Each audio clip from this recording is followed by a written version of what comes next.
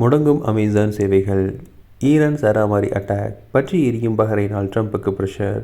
அமெரிக்காவின் ஐடி நிறுவனங்கள் மீது குறிவைத்து தாக்குதல் நடத்தப்படும் என ஈரான் வார்னிங் கொடுத்துள்ளது.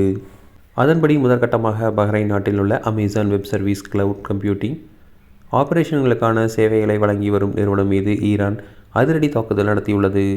இந்த அமெரிக்க அதிபர் டொனால்ட் ட்ரம்புக்கு அதிர்ச்சி வைத்தியமாக அமைந்துள்ளது. ஈரான் மீது அமெரிக்காவும் இஸ்ரேலும் போர் புரிந்து வருகிறது. இந்த நிலையில்தான் ஈரான் அமெரிக்காவுக்கு பணியாமல் தொடர்ந்து பதிலடி கொடுத்து வருகிறது. இதனால் போர் முடிவுக்கு வருவதில் சிக்கல் ஏற்பட்டுள்ளது. இந்த நிலையில்தான் மத்திய கிழக்கு நாடுகளில் உள்ள அமெரிக்காவை சார்ந்த நிறுவனங்கள் மீது தாக்குதல் நடத்தப்படும். இதனால் மத்திய கிழக்கு நாடுகளில் பணியாற்றுவோர் மற்றும் அதன் அருகே வசிப்போர் அந்த நிறுவனங்களை விட்டு 1 கிலோமீட்டர் தொலைவில் இருக்க வேண்டும் என ஈரான் வார்னிங் செய்திருந்தது.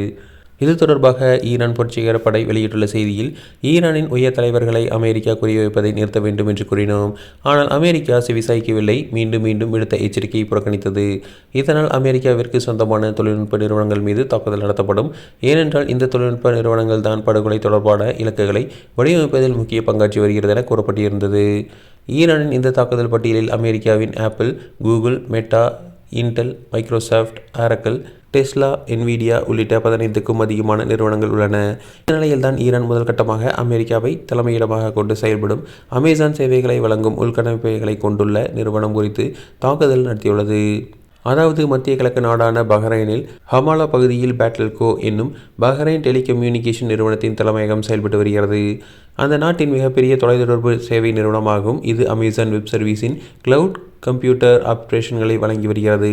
இதற்கான பிரத்யேக கட்டமைப்புகளை இந்த நிறுவனம் கொண்டுள்ளது. இந்த நிலையில்தான் தற்போது அந்த நிறுவனம் மீது தாக்குதல் நடத்தப்பட்டுள்ளது. ஈரானின் தாக்குதல் காரணமாக தற்போது பஹ்ரைனில் சில இடங்களில் தீப்பிடித்திருக்கிறது. இது போரில் இன்னும் பதற்றத்தை ஏற்படுத்தியுள்ளது.